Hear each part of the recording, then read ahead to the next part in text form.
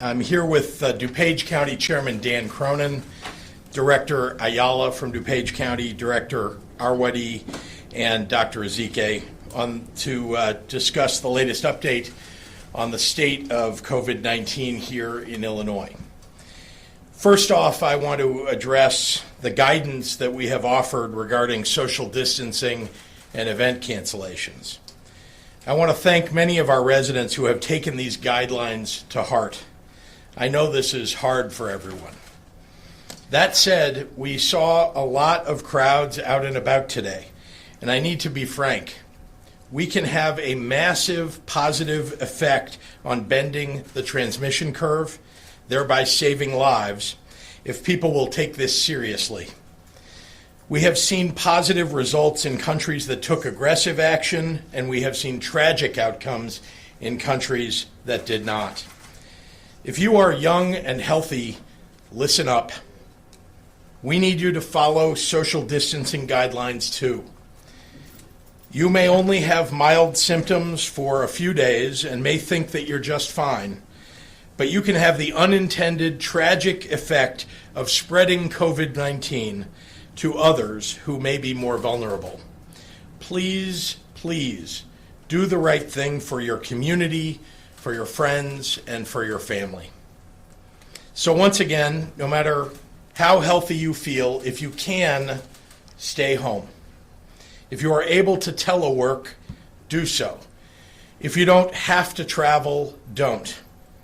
This isn't forever. This is a sacrifice in the short term to help our hospitals, our healthcare workers, our testing labs, and our vulnerable and elderly residents. Every action that we take to control the spread of this virus and prevent our medical infrastructure from dealing with too many cases at once is an action that saves lives.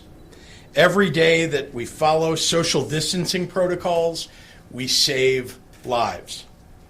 I also want to take a moment to lay out what a person should do if they think that they might have COVID-19. Our Department of Public Health is working around the clock to make sure that providers statewide have all the latest procedural guidance. But I want to make sure that all our residents know what to do and what to expect if they or a loved one thinks that they might be sick. Step one, call a healthcare provider. Don't just show up. Call first. That can be your primary care physician, a health clinic, or an emergency department. But please do not walk directly into an emergency room unless your condition is of a dire nature. The doctor will ask on the phone about your symptoms and if you have recently traveled, as well as talk about other potential exposures. If the healthcare provider thinks that you need medical care, and not everyone with COVID-19 will need medical care, they will help make arrangements for you to seek medical treatment in person so that the risk of exposing others, including people in the waiting room and healthcare providers, is reduced. At that point, healthcare providers will isolate you for further assessment.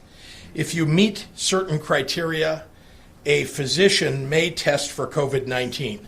But we are prioritizing those with severe illness and those at higher incidence of complications, such as those with weakened immune systems, older adults, and those with medical conditions such as heart and lung disease. Public health officials are working expeditiously to identify all close contacts of cases and follow up with individuals who test positive. Again, not everyone who wants a test is going to need a test. People whose symptoms are mild, and that will be most people, will be able to isolate at home during their illness and will be asked to do so. I know that all of these asks are difficult personally and financially for some of our residents more than others. And I'm doing everything that I can to help our working families through these unprecedented challenges. With the federal government's newly declared state of emergency, Under the Stafford Act, my administration is filing a request for a federal waiver to allow our Medicaid program to more freely respond to the COVID-19 crisis by expanding medical services. During this crisis, my administration is working to ensure that those who fear that they may be getting sick will have access to the testing and treatment that they need without being saddled with costly medical bills for their care. When the federal waiver is approved, we'll be able to expand Medicaid services to fight this epidemic through the addition of new medical providers, increased access across the state, and ramped up services to many of the state's most vulnerable populations. I want to provide an update, finally, on the number of cases here in Illinois. Yesterday, we announced a total case count of 46, including individuals who have made a full recovery. Today, we have an additional 18 cases, bringing our total count to 64. While the majority of our cases remain concentrated in Cook County, our patients now span 8 counties of Illinois, including central and southern Illinois. In addition to Cook, Kane, McHenry, and Lake, those are Cumberland, DuPage, St. Clair, and Woodford counties.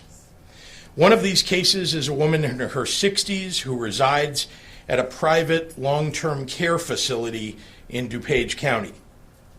I want to assure the public that members of my administration, including an infectious disease team from the Illinois Department of Public Health, are on the ground working with area officials.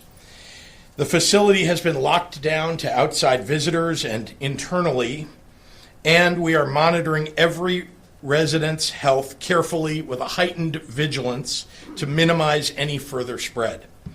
As a reminder to our elderly residents and to their loved ones, we've issued strict guidelines around restricting visitors at long-term care facilities that we control, and we continue to collaborate with the various statewide associations to ensure that they are following our efforts with similarly strict guidelines across other facilities.